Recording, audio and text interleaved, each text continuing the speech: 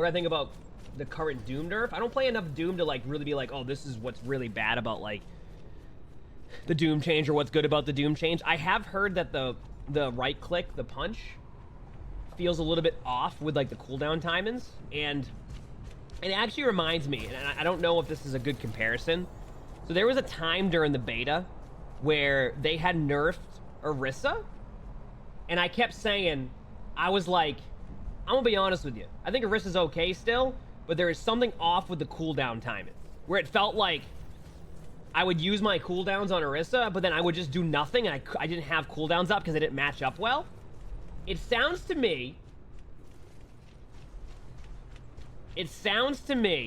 like, I don't know, it just sounds to me like that is kind of what's happening with Doomfist. It's just the cooldown timings don't match up as well. So like you just like, you have like a weird, no, like, yeah, exactly, you said like, it's like a, there's just a timing now on it that doesn't really line up correctly. Orisa had the same issue. I talked about it so much during the beta when they shifted, I think it was Javelin, like the spear cooldown. You would like use like your Javelin spin, you would use your gold, and then you like the spear was on such a long cooldown that you just sat there and did nothing on Orisa. So like, I wouldn't doubt it if that's exactly what's happening with Doom. I just don't have enough time on Doomfist to know like what exactly is, you know, what the changes are like. And obviously like people who play a lot more Doom will probably have a bit of a better idea on that, mainly because, you know, that cooldown time, and they're gonna do a lot. And not that like I definitely can see there's probably gonna be an issue there with like the 4-second cooldown, but I don't know. I don't. It also sounds like they just wanted to come up with some changes initially on that. So you think having started on a regular punch? I mean, I think there's a lot they can probably do there. I think what they wanted to do is they wanted to make changes to Doomfist, and then they made changes, and they were like, okay, we really can't go with those changes right away right now, and then just try to shift what they wanted to do. I think sometimes what we might see initially, and it's actually what's going to be happening with Roadhog, we might start seeing, rather than them try to do like certain like nerfs or buffs, they might just do what they're going to be doing with Hog in a month. They're going to be like, okay, we're going to like just do a quick change at some point, and we'll reevaluate here in the next like week or a few weeks or like a month or next season, because sometimes they might take a little bit to figure out what exactly needs to be nerfed or buffed. Like, for example, I'm talking about Sojourn a little bit. Sojourn still, in my opinion, it's the railgun, right? Like, that is where most of the value comes from.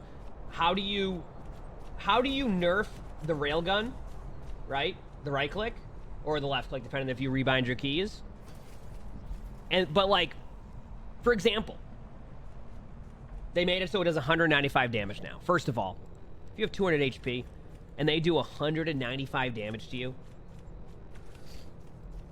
right? If they do 195 damage to you as a DPS, are you going to be able to re-peak that? Chat, are you going to be able to re-peak that and do anything to that Sojourn, even if they hit you for 195? Like, are you going to be able to sit there and be like, you know what? I'm going to take this 1v1 still. 195 damage.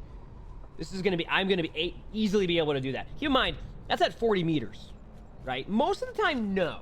There isn't going to be enough burst healing initially to do that. Then, someone else just brought up this point. I was going to talk about that. How often do you think someone on your team will randomly do 5 damage? Even 10 damage? Just randomly. Right? How often? Probably pretty often. You're probably going to see 5-10 damage come out of nowhere. So it goes to the point of like, Sojourn is still really strong because the damage output on Railgun is so high, and how consistently you can have a Railgun now. Even with them changing it to 5 seconds, players just need to shoot one bullet across the map. You don't even have to, you could do 1/10 of a damage at 200 meters.